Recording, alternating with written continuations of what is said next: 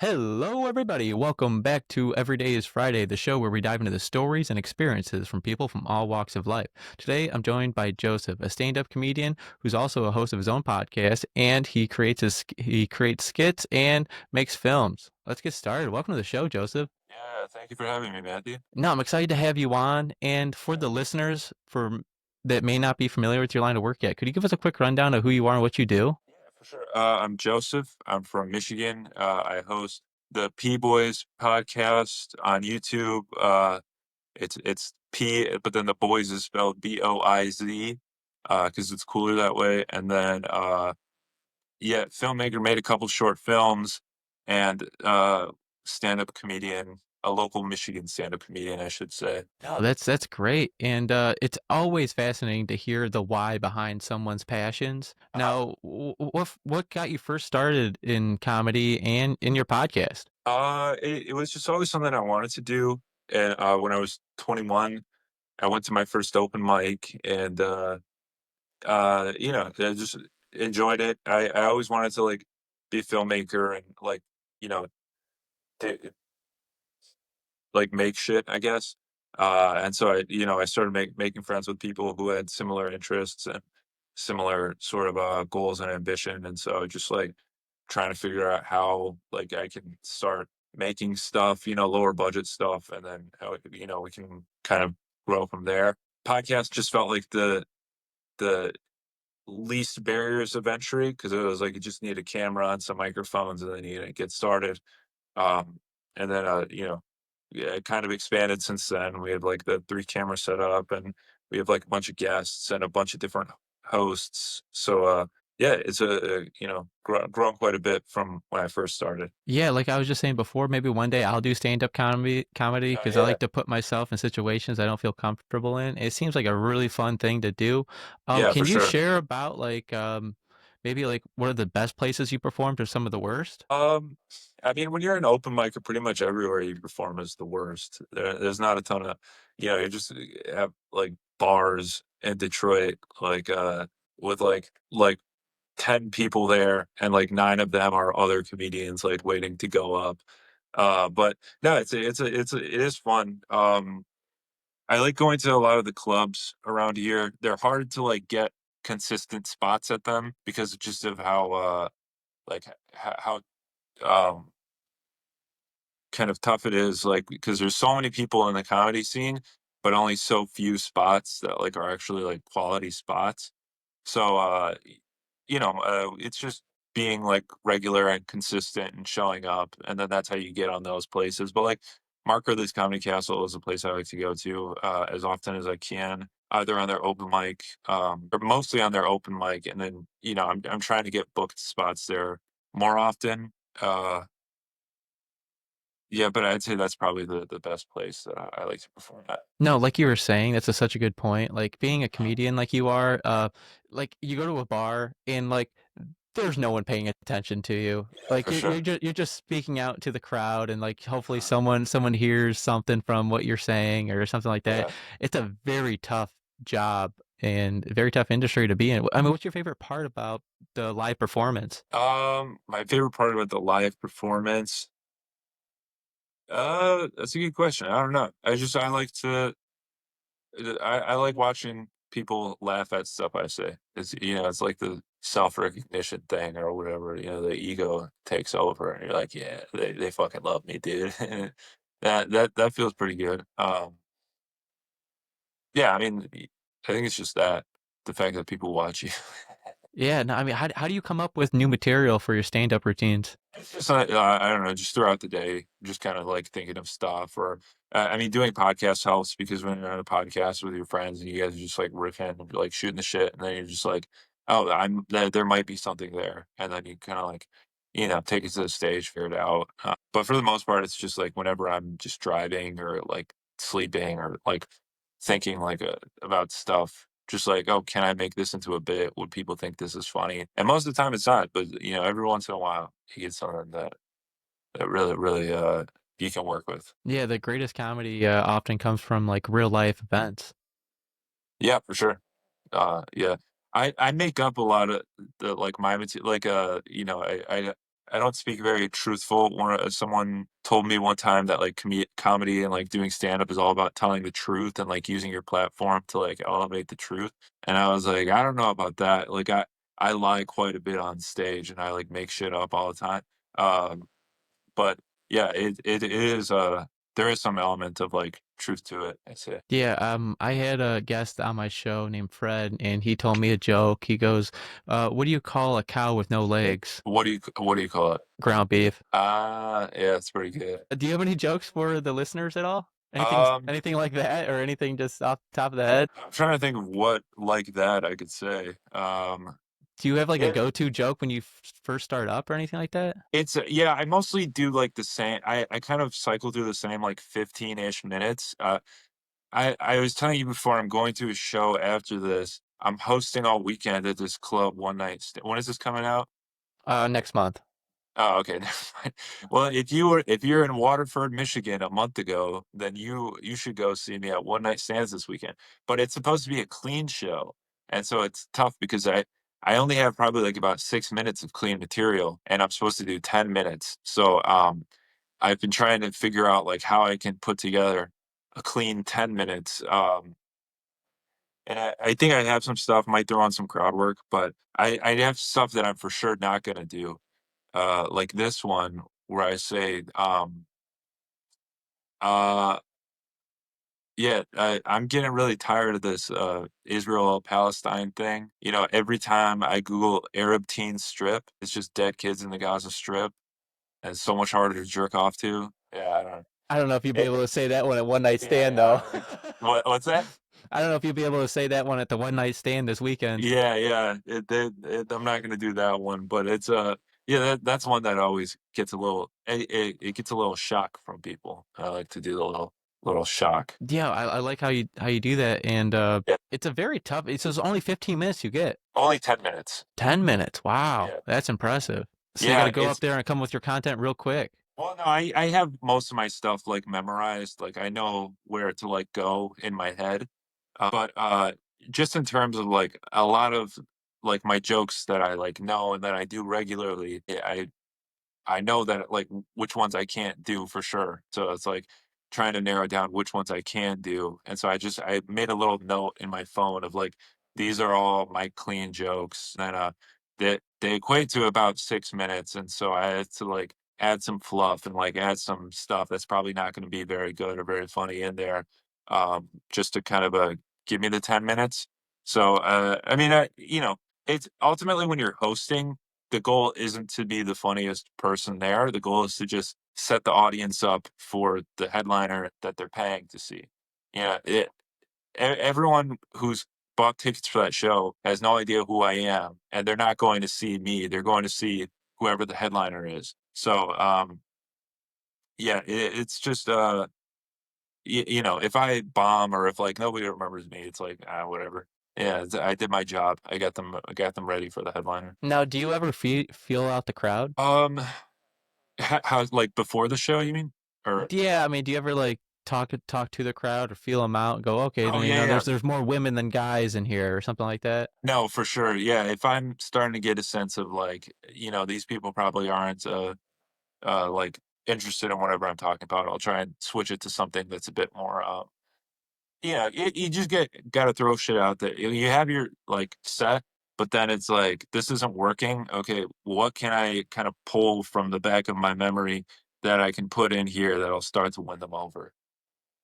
Or you could just commit and you can just like, you know, people might not like that, but you know, so sometimes if you're really proud of the material and you just want to commit and you're like, you know, just want to get paid and get the fuck out of here, then you just, you know, go with it. No, that makes sense. And I want to go over to the podcast world. Yeah. What's the biggest challenge you've have of hosting your own podcast? Uh, I mean, the biggest channel right now is just um like marketing or outreach. It's tough because my friends and we're not like celebrities, we're not famous, we don't really have a fan base. We have people who like consistently watch the podcast, and we might have a couple fans too, but like we don't have the fans to the amount that we're gonna be, getting thousands of views every episode. We're sitting at like maybe a couple hundred views per episode right now, which isn't bad, but the I it's not where we would like to be. So I think the hardest part right now is just, building the audience and building the fans. And then I think once that sort of starts to come, things will be a lot easier. Like right now I'm sure because you're on YouTube, but you need 4,000 watch hours to be fully monetized, and we're at like 3,600 right now. So it's like we're so close to like crossing that kind of final line, but it's taking so long. And every day I'm checking the thing, and I'm like, just when are we gonna hit that point? And it's I'm hoping it's sooner rather than later, but it's just such a slow process getting there. Yeah, managing a podcast can be tough. For the listeners who may not be familiar, what is the topic you guys usually have on the podcast? We don't usually have topics. I mean, it used to be a movie pod. That's sort of how I started, was just talking about movies, or like we'd watch a movie beforehand and then talk about it on the podcast. But now it's just sort of more loose, and we'll just kind of like be a bunch of people hanging out, like shooting the shit, like talking. Um, so it's very loose, conversational. It's kind of like a lot of the comedy podcasts that my friends and I will watch. That like yeah, Matt and Shane's Secret Podcast or Come Town, or like any of these like kind of bigger comedy podcasts, or like Tom Segura, Joe Rogan, like that type of bond. And I mean, it's tough to kind of market the videos as like, here's a bunch of guys you've never seen before, like talking, and here's why you should watch that video. So it's kind of tough. Getting bigger guests has kind of helped out with that. Like, I don't know if you know who Sam Talent is. Oh, okay. He's kind of a bigger popular comedian, and so we got him to do the podcast like a month ago, and it was big for us because we got like a ton of views, and a bunch of like people who are comedy fans, or who are like fans of him, tuned into that episode, and so that really helped. And so now we're just trying to like, okay, we got him, we're getting like slightly bigger guests. So how can we like just keep getting bigger and bigger guests? That way it brings in more views, and then kind of convert their fans into fans of us. No, trust me, I understand that completely. And the bigger guests you get, the more their following follows you.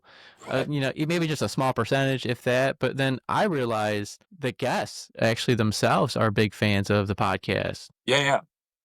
I haven't had that. I don't think Sam Talent doesn't watch the episodes of the P Boys, uh, no, he definitely, because we see him a lot at like some of the clubs around here, and every time I see him, he recognizes me, and I'm like, yeah, that's so it's kind of nice to have that sort of recognition, and it helps with stand up because it's like local stand ups like see the podcast, and then so that we're getting put on more shows, and then also like we're getting connected with bigger comedians so that we can have them on the podcast. So it's kind of like growing in tandem. And no, that is so true, and it's such a good point. And you're doing great. You just keep it up. It's Oh, thank you, dude. I appreciate it. it's a huge process. It's about the journey, not the destination, but the personal Yeah, for development sure. throughout the journey. Uh, And I noticed that you have sketches behind you, and sketches, they let you tell a story.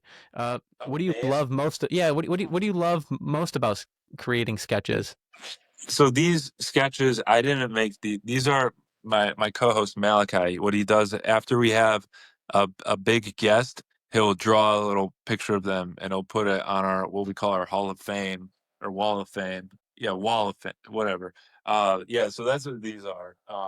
They're not it's more of a bit he came up with that I just kinda let him roll with because it was, funny, but yeah. No, that's actually it's a little niche, it's really Yeah. cool. Uh-huh. And maybe one day I'll be on your podcast if you're There open you go, for dude. it. Yeah. That's We'll pretty get you on cool. here. I want to be We'll in the set Wall up of a Fame little thing. myself. Yeah, dude. We'll get you on here.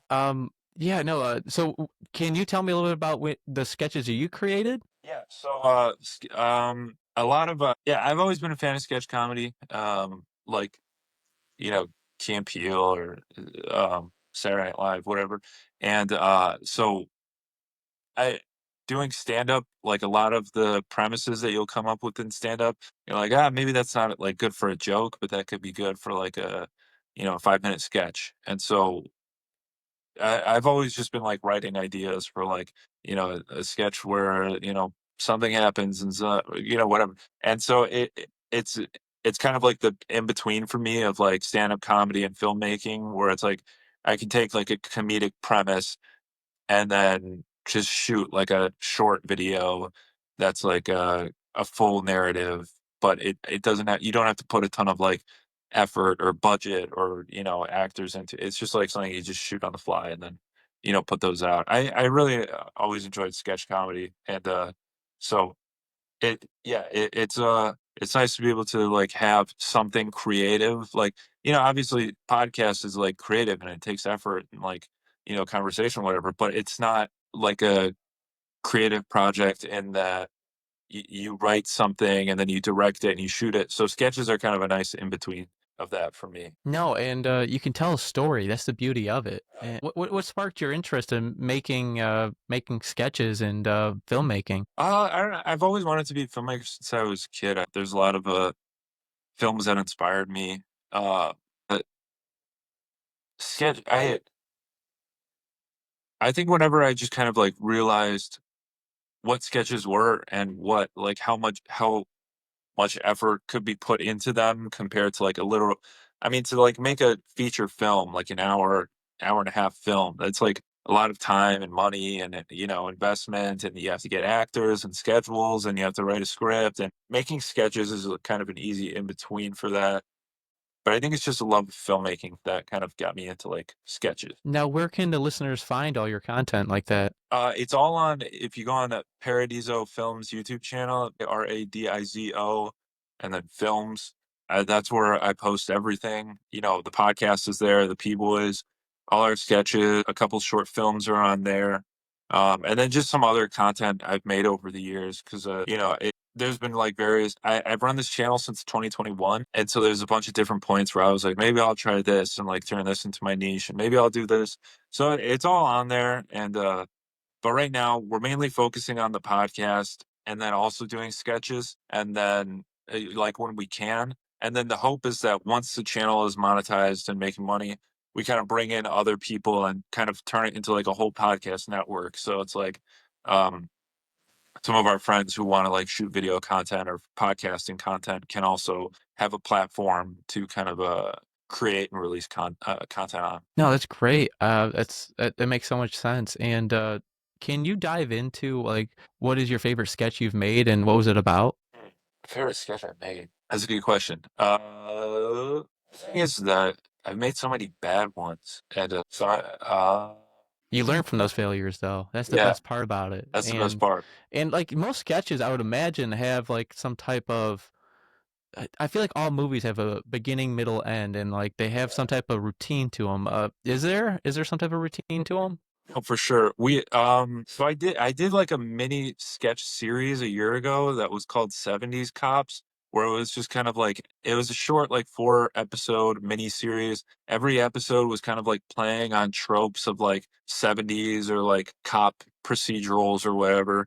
Um and one of those that I really enjoyed both making and just the concepts behind was a it was either the 3rd or 4th episode. It might have been the 4th episode, but, it's just this dumb concept that the police officers, they got new uniforms, and then on the uniforms, it says Detroit across the ass, and so, like, the captain is presenting it like, "These are our new uniforms," and blah, blah, blah, and it just, like, totally straight about it. And then but then all the cops are like, "What the fuck? Like, I don't wanna wear that. Like, this is that's ridiculous." But, yeah, that's when I came up with, like, freshman year of college, and I'd just been sitting on that idea all these years, and then I was like, "Alright, I finally, have a reason to make this sketch, so it's just got the guys over, and we shot it, and it was stupid and funny, and yeah, so it was, I think that might be my favorite. Oh, shit. Am I Okay, we're back frozen? on. No, that Okay. is actually Did you that's pretty did you hear funny. any of And that? I was thinking Oh, okay. like I heard the the Detroit on the butt, and that was pretty Okay, yeah, funny. And I was thinking yeah. maybe like the cops could have some new like eye protection. They could be wearing buffs or something like that. That would be funny if you could add that in on it. You know what I mean? Like just the little things like Yeah. that.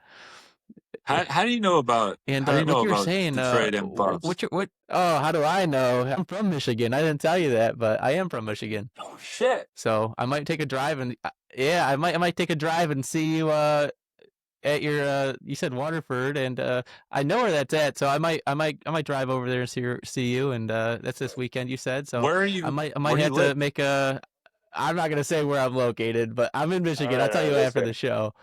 Okay, yeah, for And sure. like you were saying earlier, what's your favorite movie of all time and why? Oh, shit.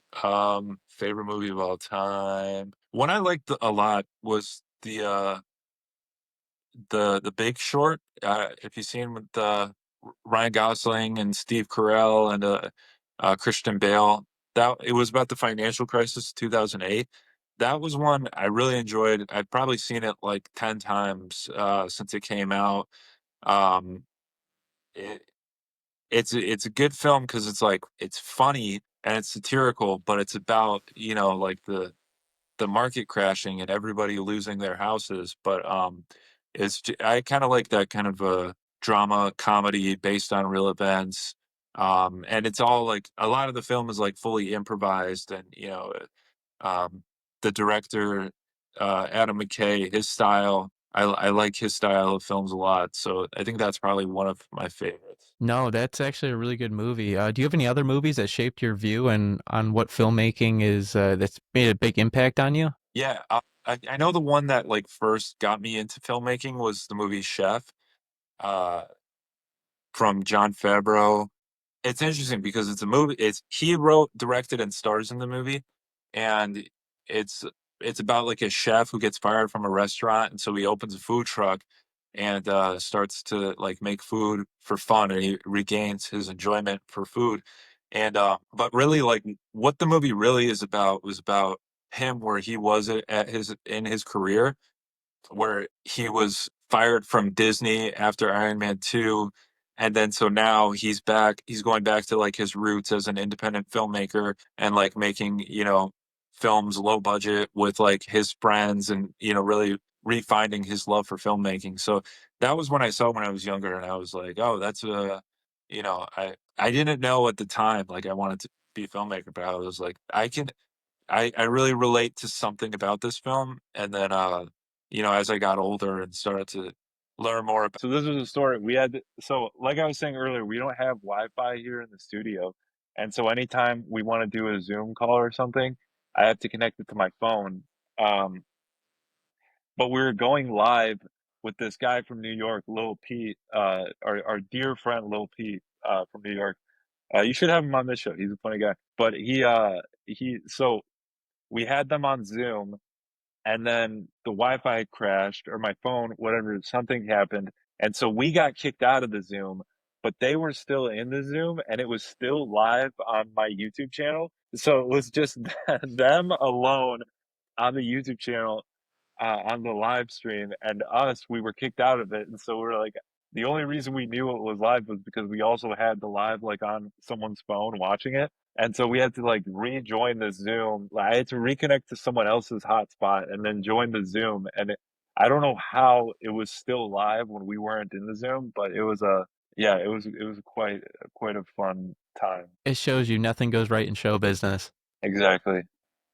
And no, I and like why do you think storytelling is so important in films? Um, Uh, I think they'd be boring if there was in storytelling. Like it's actually we did this one film that wasn't there was no story in it. It's still on our YouTube channel. So if you guys want to go, it's an experimental film. It was called the 4 Hour Techno Nightclub Experience, and it's just a 4 hour long video of me and one of my friends dancing to techno music.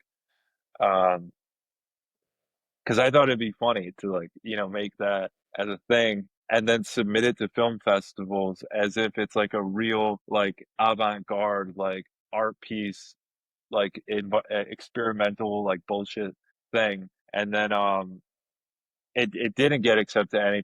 we just wasted 4 hours dancing to techno music at some studio uh for no reason.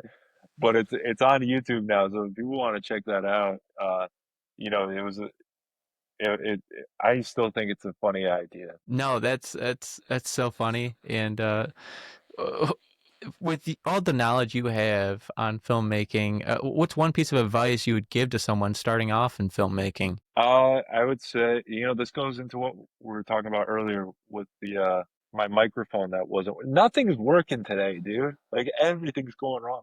Well, my microphone, this is for the viewers who weren't watching our pre-podcast conversation.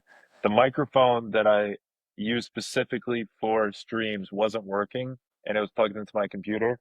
Um, but to me, audio is like the most important part because if you have like shitty audio or if it's like hard to hear or there's like static or whatever, it's going to take the viewer right out of it. Like you can have an unfocused video or you can fix that or you can put a filter on it or if it's too bright, you can turn it down, whatever. If the audio sounds good, there's no way to fix it. So you having good audio, don't just rely on the camera. This is what I wish I knew when I was starting out was not to rely on the camera audio because cameras aren't made to for video. They're made for pictures, especially the ones I was using at the time. So yeah, get a good camera first of all, or a shitty whatever, just use a camera, but have external audio. So get like a Zoom H4n or some lav mics or what I'll do is we have a Zoom H4n and then I plug a boom mic into it and then we do the thing we hold it over the actors but then if it's like a wide shot and we can't do that I'll put some lavalier mics on them and hide it on them so we can get good good audio from that, but audio is the most important when you're filmmaking or making a video. Well, it's so important. I understand that completely. I've had Yeah, podcasts and my audio that I thought was connected to my mic, and then it was connected to my laptop instead, and yeah, it was like, oh my goodness, like my audio was just shot, because wow, people, like I was saying earlier, everything in show business goes wrong. It's just how it yeah. is, What kind of and microphone is that? I'm not even sure. It's Yeah. Is it expensive though. Yeah. Is it a USB or is it a XLR mic? It's a XLR. It needs, I don't know. I feel like my audio is sometimes not as good as it should be. I'm just always trying Where to figure out what the best thing to do is, how to do things like that. so do you plug it into an adapter and then plug that into your computer? Yes, yeah. Okay. Wow. Yeah, no, I'm pretty. I've done live podcasts before in person, like you, Yeah. and so I dove into like a four mic thing with four XLRs, and then you just give everyone a mic with the and kind of just go from there. Because and people, guests don't understand. Hold the mic up to your face, Yeah. like they're just talking That with the mic everywhere, every direction. Is like you want to kind of like a fist away from the mic, yeah. and you'll have good audio. It's brutal, dude. I have some guys who like just won't. Actually, the episode that came out today, our guest, he he's a comedian. He doesn't know how to use a fucking microphone. He was like moving like all over the place, and I'm like just watching. I'm like, dude, stay in front of the fucking microphone. Like, just keep it close. But he kept on swaying all over the place, and I had to mess around with it in the editing. Um, Sometimes I don't even mess with it in the editing. I'm like, whatever. If they're not heard, that's on them. Like, Yeah. the micro. You got to figure out. I don't know. But No, yeah, I that's feel cool. that What? I know exactly what you mean on that. And then sometimes for me, because I'm doing virtual a lot, like stay Uh, in frame. oh yeah, for sure. And then like Yeah, what's in your background? What do you what's everything going to be happening? Is there yeah. people? I've had children run into the podcast before just Oh, really? screaming. I've had to edit that out. I've had people that are just go through a drive-through before on my podcast Really? because they're on their phone. Yeah, they're just in their car and all that. Damn, dude. I And should have but done that. That would have been better than this. yeah, no, it's cool. Like this podcast, people can take it and go anywhere with it as long as they have some Exactly. internet Yeah. access or something they can have some 5G With. with. Yeah. Now, I want to ask you this. All What right. do you hope people take away from this podcast? This podcast that we're on right now. Yes. What do I hope that people take away from? I hope that people take away that I need just a few more watch hours to get monetized on YouTube. So if you can check out some of my videos, that would really help. No, that's so true. And all your information will be in the description down below. Thank you, sir. I appreciate it. What do you hope people take away from this video? Um, Go chase after your dreams. Because I Yeah, mean, you're that's a good chasing after message. your dreams. You've done Sure. things that you're just not comfortable doing, and then you just kind of just go after them, and you chase after whatever direction you want. And nothing's easy in this world, and Sure. basically just keep on pushing yourself to be the best you can be at the end of the day. I mean, from you doing just skits to filmmaking to having your own podcast, being on stage, it's very motivational, and I give you applause doing what you do. Thank you, dude. I appreciate that. I appreciate you too. Doing this podcast. I mean, is it is this the end of the podcast, or because we have time? I was just gonna ask you a couple more questions. I Yeah, mean, yeah, that's good. Yeah. the show is called Every Day is Friday, and Friday has a special energy, whether it's like freedom or excitement or just like feeling, you know, of accomplishment after a long week. I want to hear Yeah. from you though. What does Okay. Friday mean to you? What does Friday mean to me? Usually, so there's there's only like two open mics on Fridays here. One is at Canton Brew Works, which is about like 30 minutes away from me, and then one is at the Independent in Hamtramck, but that one starts at 11. So I can skip the Canton open mic and I get to spend the evening with my wife and can go do the stuff that I like to do. Because I mean, I like doing comedy, but like, you know, I don't like it. I don't like doing it every day. But if I don't do it every day, I feel like I'm lacking. So I have to, but I like to take Fridays to like, go get some food, go to DIA, just go for a walk, go see a movie, go do like stuff that's not comedy. And then at 11 o'clock, I'll go to the Independent and do comedy, and hang out with my friends. But, before that, I get to, you know, uh, spend time with my wife and do that type of stuff. Is that a good answer? That was great. I mean, Okay, cool. it seems like you know how to balance all your work between stand up, podcasting, and like filmmaking. And um, can you give a couple tips on that? No, no, I don't know because I'm constantly like falling behind on shit. I'm constantly like the night before an episode of the podcast is supposed to go out, like putting the final touches on the edit and making the thumbnail and writing the script. Like I wait till last minute to do everything, um, and prioritize nothing. But I think just having a good schedule and keeping yourself accountable, like what I find is that I've set myself to this thing where a new episode has to come out every Monday at noon. So I know, if I don't have an episode out by Monday at noon, I've failed. So I have to make sure every single week there's an episode of the P Boys on Monday at noon, no matter what. Um, and even if it means, I don't get to, scroll through TikTok or watch TV or whatever I do, it's like it's got to get done. So, I mean, you just have to be like strict with yourself and with your scheduling and with your timing. Um, don't waste time. I feel like I waste too much time during the day, and I hate wasting time. I mean, that's the thing with like these apps like Instagram and TikTok. It's so much more fun to just do that than to do anything else in the world, even though you're basically doing nothing. Like Yeah. physically, you're just sitting down and you're not doing anything movement wise, but your brain is like tricked into thinking like, oh, I'm being productive. I'm looking at stuff that is engaging, and so I'm being productive, but it's not. It's you're just sitting there, and you're not getting anything done.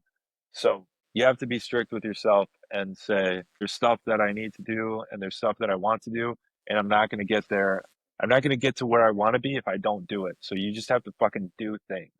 I just want people to do more things. I don't want to like I'd hate to get to the point where like I'm like, I'm too, I'd rather do nothing than to do something. Like you got to just keep doing stuff. Yeah, you gotta keep moving forward no matter what they say. We're gonna keep on rocking every single day. Like I'm telling you the Exactly. truth. You keep on doing what you're doing. You're doing a great job. You release a podcast every Monday at 12. I release it. Well, so now I release two. So one every Monday and one every Thursday. I really put myself in a corner with this one, because I have a job too. Like I work and stuff. And so it's like, we got to find time to shoot the podcast, and they're usually about an hour. and we got to get guests, and then I got to edit it, and then I got to make clips and thumbnails, and and then and there's other videos that like I want to make too. So I don't get to those ones as often as I would like to. Like I want to make more sketches. I want to make, varieties of shows, and I want to make more movies. It's I kind of tied myself in a corner with this where I'm doing 2 podcasts a week. That's sometimes that's just what you got to do. No, and trust me, I understand completely. I release 3 podcasts every single week. I've been bouncing around with days, but Tuesday, Thursday, Saturdays, and I like to, Look at that. just do the clips before, Yeah, this episode's dropping, and I'm doing the same thing as you, thumbnails like the night yeah, before, and scheduling for the next guest. I mean, I'm scheduling constantly. I'm reaching out to people. I have a whole bunch of people I'm, talking to at once, and I'm still living a yeah, life. yeah, for And sure. I really tell you, you're doing a great job. You're doing a Oh, really thank you, great dude. job. You're doing a great job too. So if it doesn't come out on Friday, where did the Everyday is Friday? I got laid off from my job about Ah, okay, last year, about this time, okay, and I was just living life to the fullest. Every day was free. Like I was just working out twice a day, having a good time. It was like yeah, freedom. I was excitement. uh-huh. It was like this every day was the same, sun up, sunrise, same day. It didn't really matter. Okay, Every yeah, day brings that energy that everyday life should have, and Fridays bring that for me. And so every day was Friday for me, and I was like, what am I gonna okay, do outside of what I'm doing right now? And I was like, well, every day is Friday, so why not have like the show be every day is Friday? yeah, okay. That makes more sense. And So I really want everyone to yeah, follow your work, and I want to make sure they know where to find you, and all your stuff will be in the description down below. But where can people follow and support your work? yeah, it's at Mr. J Namen on Instagram and TikTok, I think. I don't remember I don't post on TikTok a whole lot, but I posted one TikTok that like got uh it's got something like 2 million views. And so I was like psyched about that. But then like nothing else I posted. That's what's weird about TikTok is that the algorithm is like one thing will get like 2 million views and then just nothing else will get anything. So I don't post on TikTok a whole lot, but you can follow me on Instagram at Mr. J Namen for more stuff. And then at Parodies of Films on YouTube, TikTok, Instagram, X. Or you can come to the Independent Comedy Club on Fridays or Saturdays at 11, and I'll probably be at the open mic there. It's cool. I'll be at a New Way in Ferndale every Monday. Yeah, if people want to kill me, I'm pretty much just giving them my exact locations on a weekly No, basis. yeah. Uh, you're doing a great job, like I was saying, and you're not lying there. If anyone wants to go watch your comedy skits or anything you want to do, Yeah. go follow his page, go support him, get that monetization down for him, and this is your Yeah. chance to leave the listeners with something powerful. Is there anything else Okay. you want to share before we wrap this up? Yeah, I guess just do stuff. Just do things. Doesn't matter what it is. Just do stuff. Don't not do stuff. Mm-hmm. That's a message that I like to impart on people. Yeah, go chase your dreams because your dreams will not chase you. I know the listeners There you got a go. lot of value out of this, and Oh, it's been an awesome are conversation. you sure about that? We'll find out, right? Yeah, we'll find out, dude. Leave a comment down below. Did you enjoy this? I appreciate you. Thank you for sharing your stories and Yeah, I appreciate experiences. you, dude. Thank you. Thank you for having me. I appreciate it. And to the listeners, if anyone's actually still listening to this, stay tuned for more amazing stories like this on Everyday's Friday podcast.